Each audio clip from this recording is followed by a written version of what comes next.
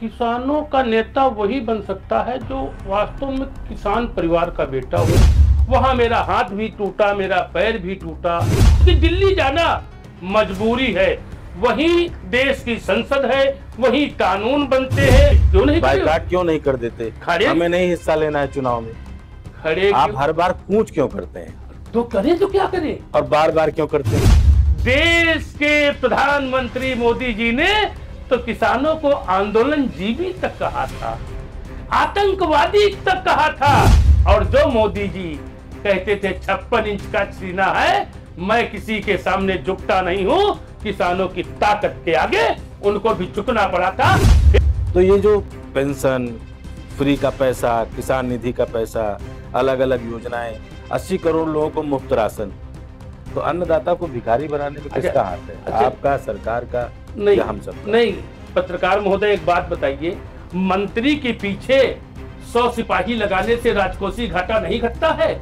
मंत्री को गाड़ियां उपलब्ध कराने से 20-20 गाड़ियों का जो काफिला चल रहा है, उससे राजकोष बढ़ता है हमारा। मंत्री को पेंशन देने, विधायक को पेंशन देने से, सांसद को पेंशन देने से राजकोष हमारा बढ़ता है। किसानों का हक होता है, किसी के बाप का हक नहीं होता है। आपका मंत्री, सांसद, विधायक चुन के भेजा तो आपने, माननीय उसको आपने बनाया है, ठीक है। अपना नेता, अपना सरताज आपने बनाया है।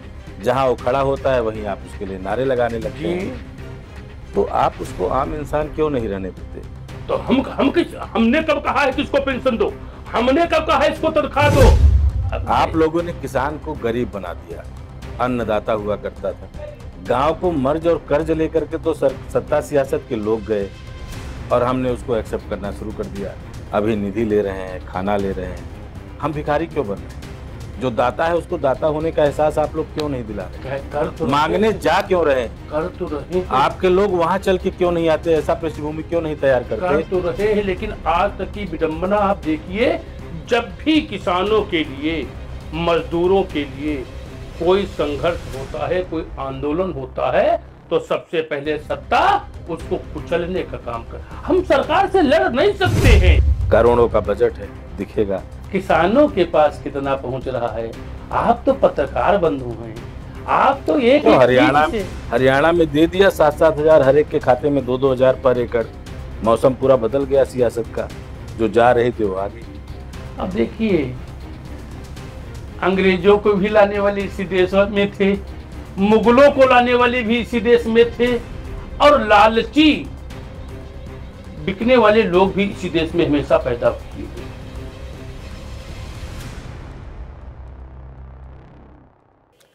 नमस्कार, मैं विजय। भारत की अगर बात करें तो किसानों का देश भारत, और किसान इस समय अलग अलग तरीके से हाशिए में है। सत्ता सियासत का हथियार बन चुके किसानों के लिए कुछ लोग आवाज़ उठाते हैं, उनके हुक्मरान बन करके, उनके नेता बन करके। किसान और किसान नेता होने का अपना अलग अलग मायने है और उसका अपना नज़रिया भी। तो आखिर आज की तारीख में जब पूरा का पूरा किसान चाक चौबंद होकर दिल्ली को अपनी कैद में लेने को तैयार है, अपनी पराली के प्रदूषण वाले एजेंडे के तरीके से, तो एक किसान नेता लखनऊ में है। उनसे बात करेंगे कि आखिर किसानों की उस लड़ाई में उनकी भागीदारी कैसी है और किस तरीके से यह किसान नेता बने। सबसे पहले तो आपका स्वागत है। बहुत बहुत धन्यवाद। किसानों का नेता बनने का मतलब क्या होता है? किसानों का नेता वही बन सकता है जो वास्तव में किसान परिवार का बेटा हो, जिसने किसानों की दुर्दशा को देखा हो, जिसने अपने परिवार की स्थिति को देखा हो, और जब उन स्थितियों से परेशान होके कोई किसान नेता बनता है, तभी देश के किसानों की आवाज बुलंद करने की उसके साहस पैदा होता है, हिम्मत मिलती है, और तभी किसानों के लिए वो लड़ सकता है। कई बड़े बड़े नेता आए, महेंद्र सिंह टिकैत और अब राकेश टिकैत, और फिर आपका अपना यूनियन भारतीय किसान यूनियन लोकतांत्रिक। क्या फर्क है? सभी दल के अलग अलग किसान, इतने किसान नेता क्यों? जैसे कि पूरे देश में लाखों राजनीतिक पार्टियां हैं, एक कोई भी किसान नेता पूरे देश का नेतृत्व नहीं कर सकता है। जगह जगह पे क्षेत्र वाइज, प्रदेश वाइज, मंडल वाइज किसान संगठन बने हुए हैं, और इनका मकसद एक है, इनकी लड़ाई एक है कि किसानों की समस्याओं का समाधान हो, किसान के परिवार का जीवन इस स्तर कैसे सुदृढ़ होगा, किसानों के बच्चों की परवरिश शिक्षा उनकी कैसे सुदृढ़ होगी, और देश के तमाम जो किसान संगठन हैं, जब बड़ी लड़ाई लड़ने का वक्त आता है तो सब एक साथ होके संघर्ष करने का काम करते हैं, किसानों की आवाज को बुलंद करने का काम करते हैं। तो आपकी कितनी भागीदारी है इस समय दिल्ली की चौखट पर जो बैठे हैं किसान? 26 नवंबर 2020 को जो दिल्ली कूच का किसान संयुक्त मोर्चे का आह्वान था, उसमें हम 11 महीने दिल्ली की सड़कों पर रहे। वहां मेरा हाथ भी टूटा, मेरा पैर भी टूटा, और ये जो शंभू बॉर्डर पर लगातार 1.5 साल से किसानों का आंदोलन चल रहा है, और जो किसान दिल्ली की तरफ कूच कर रहा है, अब ये मजबूर हो कि, जबकि सुप्रीम कोर्ट ने भी कह दिया है कि अनिश्चित काल के लिए सड़कों पर वो जाम नहीं किया जा सकता है। किसान या तो किसानों से सरकार वार्ता करे, उनकी समस्या का समाधान करे, या किसानों को दिल्ली जाने के लिए रास्ते को खोल दे, सुप्रीम कोर्ट ने कहा। लेकिन सरकार के अड़ियल रवैये की वजह से बड़े दुर्भाग्य का विषय है कि देश में क्विंटलों आरडीएक्स आ जाती है, उसकी पाबंदी के लिए कोई बैरिकेडिंग नहीं होती है। लेकिन जब किसान अपनी समस्या के लिए दिल्ली जाने की बात करता है, तो कि दिल्ली जाना मजबूरी है, वहीं देश की संसद है, वहीं कानून बनते हैं, और वहीं जब किसानों को न्याय मिलेगा, प्रधानमंत्री वहां बैठे हैं, राष्ट्रपति वहां बैठे हैं, कृषि मंत्री वहां बैठे हैं, गृह मंत्री वहां बैठे हैं, तो जब सब कोई दिल्ली में बैठा है, जब गांव में मेरी बात नहीं सुनी जाती है, तो मैं जिले पे आता हूं, जिले पे नहीं सुनी जाएगी तो प्रदेश जाऊंगा, और प्रदेश में जब बात सुनी नहीं जाएगी तो केंद्र में जाने की आवश्यकता पड़ती है। इसीलिए किसान दिल्ली की तरफ कूच कर रहा है, और दुर्भाग्य की बात है, कीले सड़कों पर लगाई जा रही हैं, बैरिकेडिंग की जा रही है, किसानों के ऊपर आंसू गैस के गोले, रबर बुलेट चलाई जाती है।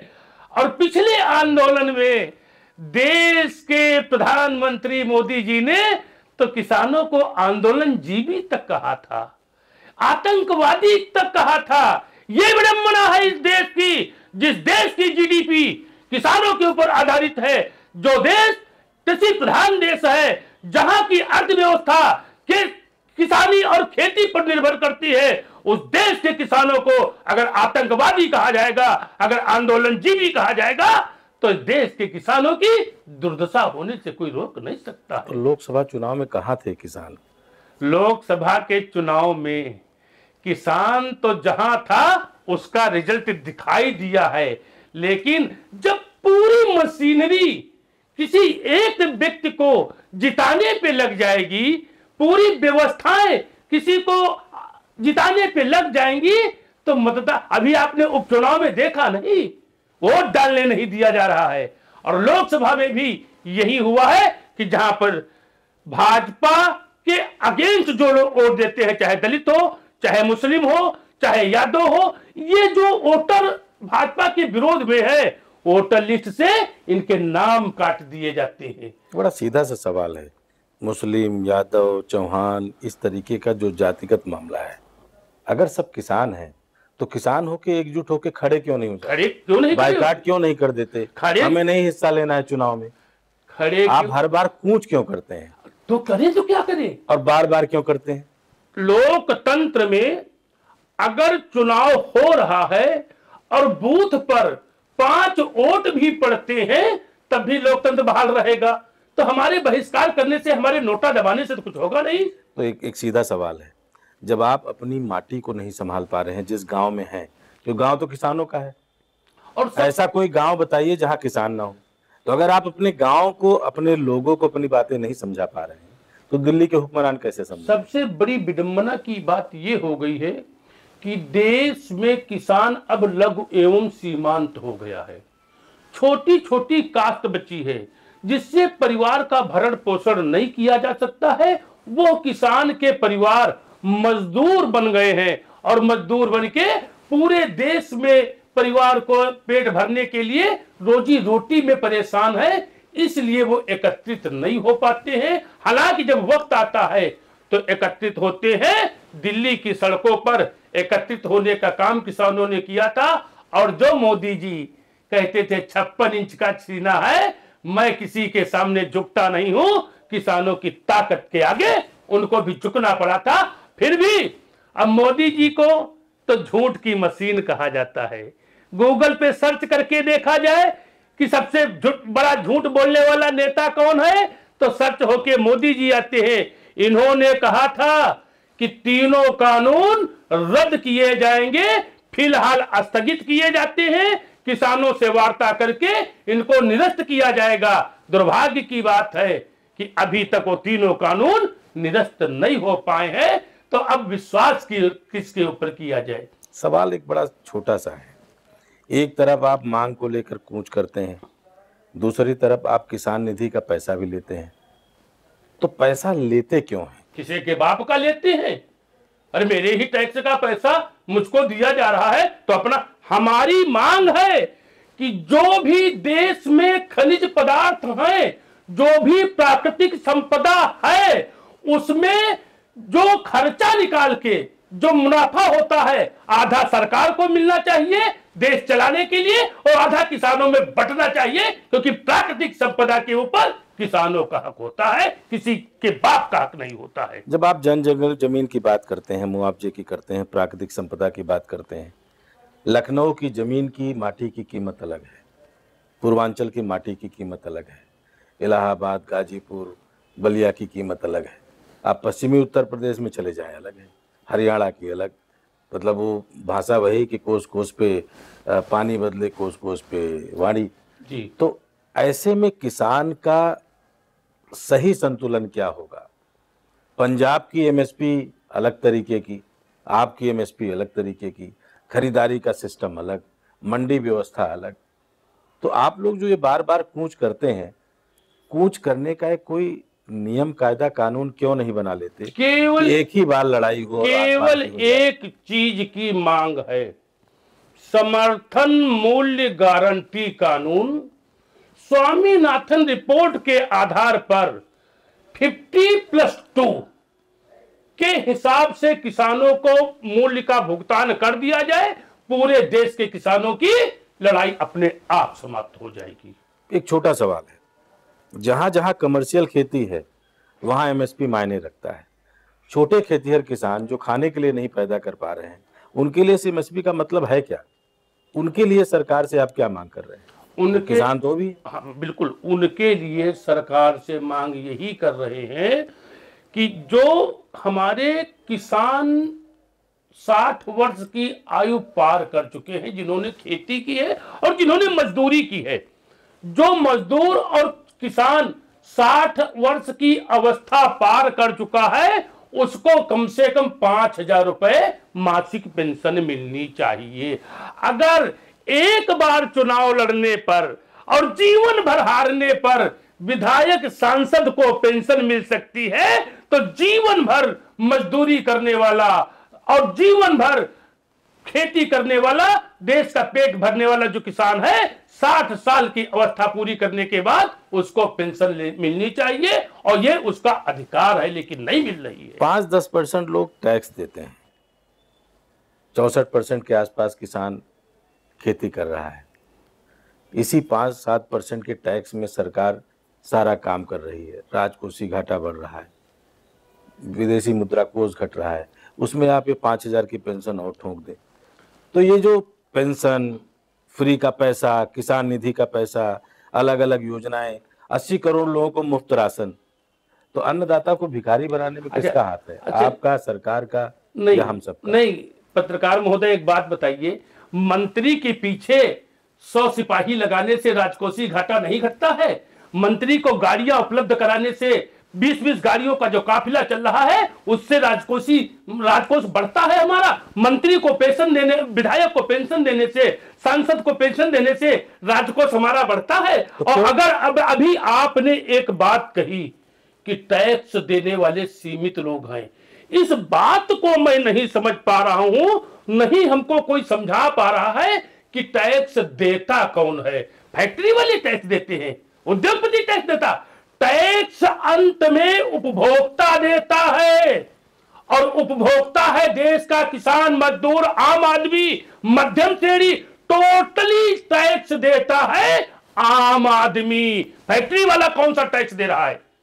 उद्योगपति कौन सा टैक्स दे रहा है? हमको बताए, अपने घर से क्या दे रहा है? जो भी टैक्स वो लगाता है, देता है, वो उपभोक्ता के ऊपर थोप देता है। और जब टोटल देश का एक एक टैक्स का पैसा उपभोक्ता, आम आदमी, किसान, मजदूर दे रहा है, तो उसको लेने का भी हक है, लेने से कोई रोक नहीं सकता है। विडंबना तो इसी बात की है। बड़ी मुद्दे की बात कर दी। आपका मंत्री, सांसद, विधायक चुन के भेजा तो आपने, माननीय उसको आपने बनाया है, ठीक है, अपना नेता, अपना सरताज आपने बनाया है, जहां वो खड़ा होता है वहीं आप उसके लिए नारे लगाने लगते हैं।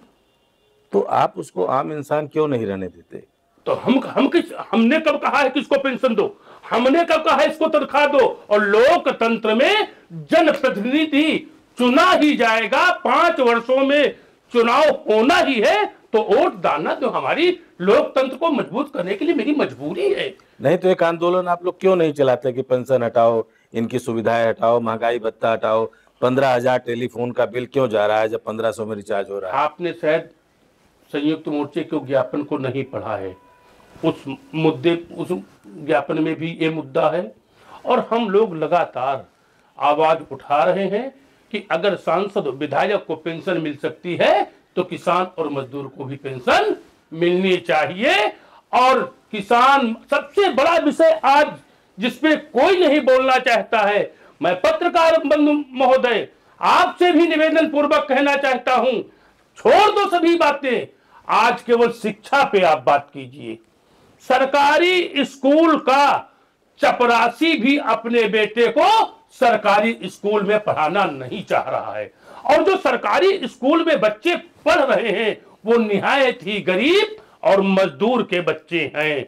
और सरकार ने नियम बना दिया है कि कक्षा 8 तक बच्चों को फेल नहीं किया जा सकता है। एक चपरासी का बेटा जब कॉन्वेंट से पढ़ के क्लास 9th में आएगा और एक गरीब किसान मजदूर का बेटा जब सरकारी स्कूल से पढ़ के क्लास 9th में आएगा, तब यह ABCD, किसान का बच्चा ABCD सीख रहा होगा और चपरासी का बच्चा फर्राटेदार इंग्लिश बोल रहा होगा। तो एक ब्रीड तो हमेशा मजदूर और बेरोजगार बनती जा रही है देश में। है किसी का ध्यान इस तरफ?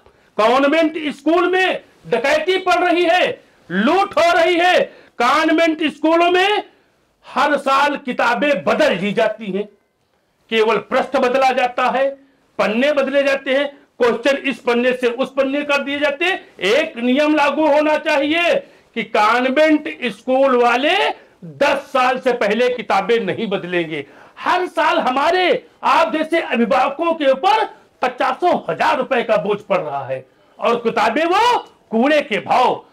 किसी गरीब का बेटा अगर पढ़ना चाहे, किताबें चेंज न हो हर साल, तो पुरानी किताबें आधे रेट पे लेके वो भी शिक्षा ग्रहण कर सकता है। होती कभी डिबेट, बोलता है कोई नेता, चाहे सत्ता पक्ष हो चाहे विपक्ष हो, कोई इस पे डिबेट नहीं करना चाहता है। अब आप शिक्षा नीति पे आ गए, किसान नीति से आप लोगों ने किसान को गरीब बना दिया, अन्नदाता हुआ करता था। गांव को मर्ज और कर्ज लेकर के तो सत्ता सियासत के लोग गए और हमने उसको एक्सेप्ट करना शुरू कर दिया। अभी निधि ले रहे हैं, खाना ले रहे हैं। हम भिखारी क्यों बन रहे हैं? जो दाता है उसको दाता होने का एहसास आप लोग क्यों नहीं दिला रहे? कर तो मांगने जा क्यों रहे हैं? कर तो रहे हैं। आपके लोग वहां चल के क्यों नहीं आते? ऐसा पृष्ठभूमि क्यों नहीं तैयार करते? कर तो रहे हैं, लेकिन आज तक की विडंबना आप देखिए, जब भी किसानों के लिए, मजदूरों के लिए कोई संघर्ष होता है, कोई आंदोलन होता है, तो सबसे पहले सत्ता उसको कुचलने का काम कर। हम सरकार से लड़ नहीं सकते हैं क्योंकि हमारी चुनी हुई सरकार है, हमारे द्वारा बनाए हुए सांसद, विधायक और मुख्यमंत्री और प्रधानमंत्री, हम लड़ नहीं सकते। अगर हम इन माननीयों से, इन सांसद, विधायक और मुख्यमंत्री, प्रधानमंत्री से लड़ते हैं तो उस देशद्रोह की श्रेणी में आता है। हम केवल वोट से इनसे लड़ सकते हैं, दूसरा कोई विकल्प हमारे पास नहीं इनसे लड़ने का। आंदोलन करता हूं। आंदोलन कभी कभी सफल होते और कभी कभी आंदोलन के दौरान लाठियां भी खानी पड़ती हैं, रबर की गोलियां भी खानी पड़ती हैं, पानी की बौछार भी सहनी पड़ती है, प्लेनेट बुलेट भी हमको सहनी पड़ती है, और दसियों मुकदमे फर्जी के लिख जाते हैं। हम लोग जब मरेंगे, कोई किसान नेता का जब अंतिम समय आता है और उसकी 100 यात्रा होती है, तब भी 10-20 मुकदमे साथ लेके वो जाता है। ये स्थिति है हम लोगों की। ये बड़ी अलग तरीके की बात आपने बता दी, किसान, मुकदमा और नेता। आज जब नोएडा की चौखट पर किसान बैठे हैं तो पता चला कि कुछ यूनियन भाग गए वहां से, उन्होंने साथ छोड़ दिया। तो ऐसी खबरें क्यों आ जाती हैं कि कुछ साथ छोड़ गए, छोड़ दिए? साथ नहीं छोड़ देते हैं कुछ, जैसे इतना बड़ा किसानों का परिवार है, इतने संगठन हैं, अभी राजनीतिक पार्टियां, अभी एनडीए केंद्र में और यूपी में सरकार चला रही है। क्या इनके जो मंत्री, विधायक, सांसद मंत्री हैं, इनमें आपस में मतभेद नहीं है क्या? मतभेद नहीं, मनभेद होता है। विचारों में कहीं न कहीं से जब असमानता होती है तो हम इसके विचार से सहमत नहीं हो, जो अगुवाई कर रहा है तो उसको हम अगुवाई करने के लिए छोड़ देते हैं, और जब विपत्ति का समय आता है, वो संगठन आवाज देता है, तब फिर हम उसके साथ खड़े हो जाते हैं। मनभेद है, मतभेद कहीं नहीं है। और किसानों का मतभेद, किसानों की आपसी रंजिश, किसानों की आपसी गुटबाजी तो सब कोई देखता है, सरकारों की गुटबाजी किसी को दिखाई नहीं देती है। अब चलिए सरकार की तरफ लौट कर आ जाते हैं। आप लोग अलग अलग तरीके से धरने दे रहे हैं, प्रयास कर रहे हैं, कूच कर रहे हैं। दिल्ली से लेकर पंजाब, हरियाणा, हर बॉर्डर पर किसान किलो के किनारे बैठे हैं, चौखट पर बैठे हैं पूरी तरीके से। क्या कोई ऐसी किसानों की व्यवस्था नहीं हो सकती जो प्रधानमंत्री बोलते हैं हम आय डबल कर देंगे, फसल का बीमा देंगे, मुआवजा देंगे? इनके ऊपर जो बंदिशें हैं, जब आप लोग फसल बीमा कोई अधिकारी देता है तो खड़े होकर क्यों नहीं बोलते कि 5 रुपए, 50 पैसे, 12 रुपए, 24 रुपए, 26 रुपए, इन मुआवजों का मतलब है क्या? कोई मतलब नहीं है। यही मोदी जी, यही भारतीय जनता पार्टी, गुजरात के जब प्रधानमंत्री मोदी जी थे, तब यही चिल्ला चिल्ला के कह रहे थे कि किसानों को एमएसपी गारंटी कानून मिलना चाहिए, स्वामीनाथन की रिपोर्ट लागू होनी चाहिए। जब इनकी नहीं सुनी गई, ये विपक्ष में थे, और हम लोगों की बात नहीं सुनी गई, तब हमने देखा कि ये किसानों की बात कर रहे हैं, ये हो सकता है किसानों की लंबित मांगों का समाधान कर दे, तो पूरे देश के किसान मजदूरों ने वोट देके इनको प्रधानमंत्री बना दिया। प्रधानमंत्री बनने के बाद हम मौका देते चले जा रहे हैं। अब हमारी समझ में मौका देने का वक्त भी धीमे धीमे समाप्त हो रहा है। खूब मौका दे दिया। अब जिस दिन इनका उदय जितना होना था हो चुका, अब जिस दिन पराभव होगा, 50 साल तक भारतीय जनता पार्टी सत्ता में लौट के नहीं आएगी। अगले 4 साल तो बैठी है, बैठी रहने दो, खुल के बैठी है। आप कूच करते रहें, चिल्लाते रहें, सुनना तो है नहीं उनको, क्योंकि पिछले 10 साल नहीं सुना। तो आप लोग हर बार जिता किस लालच में देते हैं कि अब सुधरेंगे, अब सुधरेंगे? नहीं, अब एक मिशन और चलेगा। किसानों में चर्चा हो रही है, अब अपने अपने क्षेत्र के सांसद विधायकों को क्षेत्र में बुला के बंधक बनाने का काम किया जाएगा। लोकसभा में हमने आपको वोट देके भेजा है, विधानसभा में वोट देके भेजा है, मेरी बात को क्यों नहीं उठा रहे हो? अब गांव में बैठो, यहीं पर मच्छरों से खून पिलाओ और यहीं पर हम आपको भोजन कराएंगे। मतलब अब आप चाहते हैं कि कोई लखनऊ छोड़ के और दिल्ली छोड़ के लौटे ही ना? हाँ, तो फिर मुश्किल हो जाएगा। अरे अगर नहीं सुनेंगे तो दिल्ली जाने का रास्ता ही भूल जाएंगे। आ रहा है वक्त, आ रहा। लोकसभा के चुनाव में अभी ट्रेलर दिखाया गया है कि सुधार जाओ भी मौका है, सुधार जाओ भी मौका है। सीटें कम होने का कारण केवल यही है। हम अभी आशा लगाए हैं क्योंकि विपक्ष में सशक्त कोई नेता नहीं है जिसको हम इस लायक समझे कि प्रधानमंत्री बनने के बाद देश का भला कर सकता है। अभी विपक्ष में नेता की तलाश चल रही है, और जिस दिन बढ़िया नेता देश की समस्याओं का समाधान करने वाला विपक्ष में दिखाई देगा, एक मुश्त देश का आम आदमी, किसान, मजदूर उसको प्रधानमंत्री बनाने का काम करेगा। और जब वो का तो हमारे पास विकल्प क्या है, वो काम नहीं करेगा तो उसको हटा देंगे। बहुत बड़ा सवाल आप कर रहे हैं। मतलब राहुल गांधी, अखिलेश यादव, ममता बनर्जी, शरद पवार, उद्धव ठाकरे, लालू यादव, ये सब जीरो। देखिए, चाहे अखिलेश यादव हों, जिनके जिनके आपने नाम लिया है, ये प्रदेश स्तर के नेता हैं, देश स्तर के नेता नहीं है। तो राहुल गांधी तो देश के नेता है। राहुल गांधी अभी परिपक्व नहीं है। केजरीवाल तो 10 साल सत्ता चला। केजरीवाल भी प्रदेश के नेता हैं। ये तो राष्ट्रीय पार्टी है। राष्ट्रीय पार्टी होने से मतलब नहीं है। अगर हर प्रदेश में हम 20-20 वोट पा जाएं, हम पूरे देश में हर प्रदेश में 500-500 अगर अपने कार्यकर्ता तैयार कर ले तो हम राष्ट्रीय संगठन नहीं हो जाएंगे। तो 2-2 प्रदेश में तो उनकी सरकारें हैं। अरे सरकारें हैं, सरकारें बन गई, बन रहे थे राष्ट्रीय नेता, लेकिन किसी की आंख में किरकिरी होने लगी तो उन्होंने उनका जिस तरह भी शोषण कर पाए कर रहे हैं। और अगर इस शोषण से निकल कर केजरीवाल भी आगे आते हैं तो विचार करेंगे किसान। बड़ी बात है, कभी कोई किरकिरी बोलता है, कोई बी पार्टी बोलता है, तो किसान के नेता क्या सोचते हैं? देखिए, एक बात तो सत्य है कि केजरीवाल जी भाजपा का प्रोडक्ट है, इसमें दो राय नहीं है। अपने प्रोडक्ट अन्ना हजारे जी के आंदोलन से निकले हुए हैं।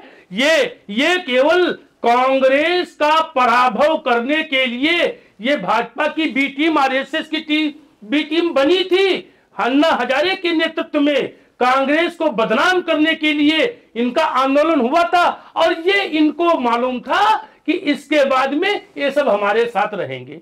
अन्ना हजारे जी राजनीति में आए नहीं, किरण बेदी जी उपराज्यपाल बन के मौत ले ही नहीं है। इन्होंने भाजपा से अलग हटके काम करना शुरू किया।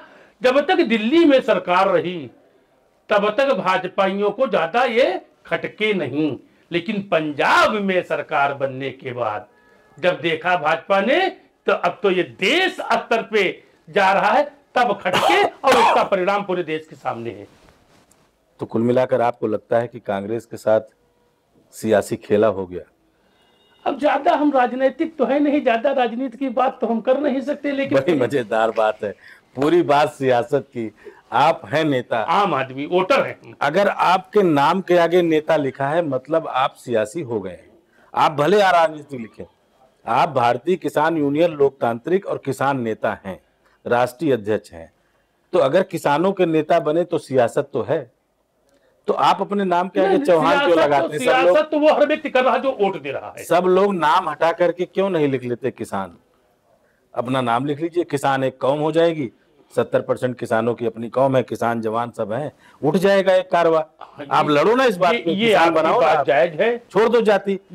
सब कह रहे हैं बटोगे कटोगे, तो आप लोग मत कटिए, मत बटिए, जुड़ जाइए, एक रहिए, सेफ रहिए, बन जाइए किसान सब। ये आपकी बात जायज है, मानने योग्य है, विचार करने योग्य है, और इस पे भी चर्चाएं हो रही हैं। ऐसा नहीं है कि अपनी अपनी जातियों के नाम, अपने अपने टाइटल को खत्म करो और किसान लिखना शुरू कर दो। इस पे चर्चाएं चल रही हैं और ये होगा, अंततोगत्वा ये होगा। एक सवाल जी, गांव और आज का जो युवा है वो तो खेती और माटी को बिल्कुल छूना नहीं चाह रहा है। तो आने वाले समय में क्या होगा कि हम खाएंगे क्या, पकाएंगे क्या? तो आप तो नेता बने रहेंगे, लेकिन किसान ही नहीं रहेगा तो नेता बनेंगे तो ये खेती कर कौन रहा है?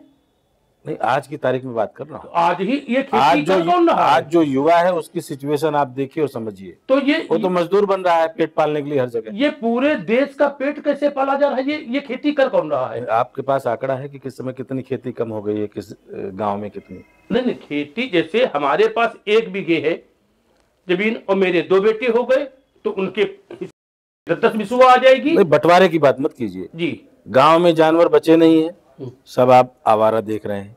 आप चले जाइए, पशुधन किसके पास कितना है, आप घूम आइए गांव में, आपके पास खेती करने वाले कितने लोग हैं। देखिए, ये समस्या भी क्या आपने सोची है कि आप अपने किसानों की शिक्षा की बात करेंगे? हमने सोचा है देखिए गांव में पशुधन कम नहीं हुआ है, गाय का पालन कम हुआ है, क्योंकि मशीनरी की से खेती हो रही है। अब बैलों से खेती नहीं हो रही है, और सांड किसान ले कहां जाए, बैल ले कहां जाए, बछड़े ले कहां जाए, जब हल नहीं चल रहे हैं तो बछड़ों का क्या उपयोग है। बछड़ों का उपयोग न होने की वजह से गाय पालना लोगों ने बंद किया। भैंस तो आज भी गांवों में पाली जा रही है। अब तो प्राकृतिक खेती का बजट ले आए हैं प्रधानमंत्री जी, करोड़ों का बजट है, दिखेगा। किसानों के पास कितना पहुंच रहा है? आप तो पत्रकार बंधु हैं, आप तो एक तो हरियाणा में दे दिया 7-7 हजार हर एक के खाते में, 2-2 हजार पर एकड़। मौसम पूरा बदल गया सियासत का, जो जा रही थी वो आ गई। अब देखिए, अंग्रेजों को भी लाने वाले इसी देश में थे, मुगलों को लाने वाले भी इसी देश में थे, और लालची बिकने वाले लोग भी इसी देश में हमेशा पैदा हुए हैं। पैसे से वोट नहीं खरीदा गया, भावनाएं खरीद ली जाती हैं। हिंदुस्तान भाव प्रधान देश है, यहां पर भावनाएं और व्यक्तिगत धार्मिक भावनाएं भड़का के किसी का घर भी लिखाया जा सकता है, किसी का जेवर भी लिया जा सकता है। तो मौके पे धार्मिक भावनाएं कुछ ऐसे शब्द हैं जिनकी वजह से उद्वेलित होके आम आदमी बहक जाता है, बड़ी बात नहीं सोच पाता है, उसी का एक हमेजा उठाया जा रहा है। अब आपकी बातचीत में जेवर आ गया, और जेवर पे पूरा कांड चल रहा है इस समय।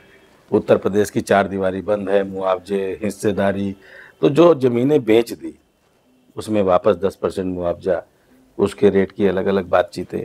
कहीं ऐसा नहीं लगता कि किसान नेताओं को बैठकर सबसे पहले मुद्दों को तलाशने और तराशने की जरूरत है? क्योंकि आपके मुद्दे ही बटे हैं, तो हर मुद्दे में कूच करते तो हैं, लेकिन थक जाते हैं जाते जाते। देखिए, मुद्दे नहीं बटे हैं। अभी आपने जो मुआवजे की बात कही, हमारी खेती आज अधिग्रहण ली हमने, शहर विकास के लिए, देश के विकास के लिए, सड़कों के विकास के लिए हमारी खेती को सरकार ने लिया। हमारी खेती लेने के बाद जो अधिग्रहण के नियम हैं उनका पालन स्वयं सरकार नहीं करती है। जब 30-30, 35-35 वर्ष हमें मुआवजा नहीं मिलेगा, हमारी खेती भी चली गई, हम किसान से मजदूर बन गए, मुआवजा भी नहीं मिला, तो जब 40 साल पहले हमारी जमीन का अधिग्रहण हुआ था और मुआवजा अभी तक नहीं मिला है, तब हम लड़ रहे हैं कि मुआवजा आज के रेट पे हमको चाहिए। तो इसका मतलब जो उस समय दादरी की लड़ाई थी, राजा बीपी सिंह ने लड़ी थी किसानों के साथ मिलके, तो उसका दौर वापस आ रहा है? आएगा ही, बिल्कुल आएगा, बिल्कुल आएगा, इसमें दो राय नहीं। और एक बात आपको मैं बता दूं, इतिहास गवाह है कि जब जब सत्ता के लोगों ने सत्ता के नशे में चूर होके किसान, और क्योंकि हम 80% है देश में, भले जातियों में हम बढ़ गए हैं लेकिन 80% हैं, अगर देश के किसान मजदूर की जब जब अनदेखी हुई है तब तक क्रांति आई है, परिवर्तन हुआ है, और परिवर्तन का हमारी समझ में समय आ रहा है। आंदोलन करते करते आज किसान मजदूर के बेटे की स्थिति क्या है आप एहसास कर रहे हैं।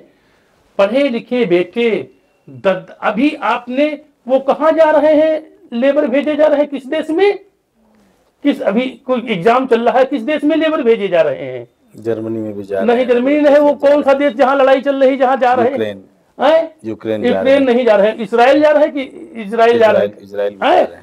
वहां पर खवईगिरी का, मिस्त्री गिरी का काम करने के लिए सिविल इंजीनियरिंग किए हुए बच्चे आवेदन कर रहे। ये विडंबना है इस देश की।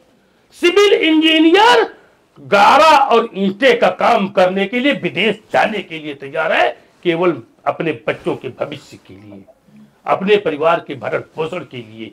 ये इस समय बेरोजगारी चरम पर है, चरम पर बेरोजगारी है। आम आदमी, गरीब किसान मजदूर के बच्चे मारे मारे घूम रहे, कोई पूछने। और हर सरकारी विभाग में 40% वैकेंसी रिक्त हैं। लेकिन उन पे नियुक्ति नहीं की जा रही है। संसद में सांसद पूरे हैं, राज्यसभा में मेंबर्स पूरे हैं, विधानसभा में विधायक पूरे हैं, विधान परिषद में मेंबर्स पूरे हैं, लेकिन किसी विभाग में कर्मचारी पूरे नहीं है। चलिए, अलग बात है, नेता हैं और किसानों के नेता हैं, बात लंबी चल सकती है क्योंकि भागीदारी इनकी 80% है। लेकिन इन किसान नेताओं ने शायद कभी किसी सांसद या विधायक से पूछा होगा कि आपने जो कृषि आय अपनी इनकम में दिखाई है उसका हक वो कब अदा करेंगे। अगर वो वाकई किसान हैं, उन्होंने कृषि से आय कहीं रखी है, तो अगर वो किसानों की सीरीज में आते हैं तो या तो कृषि आय दिखाना बंद कर दें या तो फिर इन नेताओं की तरफ बात बोलना शुरू कर दें। लेकिन नेताओं की अपनी सियासत है, किसान अपनी जगह है और किसान हमेशा शुरू से आज़ाद ख्याल था। कर्ज और मर्ज देने की अपनी सियासी ताकतों ने आज उसको पैदल नंगे पांव चलकर हर कुछ मांगने के लिए भिखारी बना दिया है। देश जिसके साथ बढ़ता आगे चलता गया, जिसके नाम पे बोला गया कि वो पूरे भारत देश को संभालता चलाता था, आज वो हाथ जोड़े इंतजार कर रहा है। और ऐसे किसान नेता उसके साथ आगे बढ़कर उसकी बात रखने का प्रयास कर रहे हैं। लेकिन दांवपेच सियासी तो हर कोई खेलता है, सियासत इनके पास भी होगी। आपका बहुत बहुत धन्यवाद।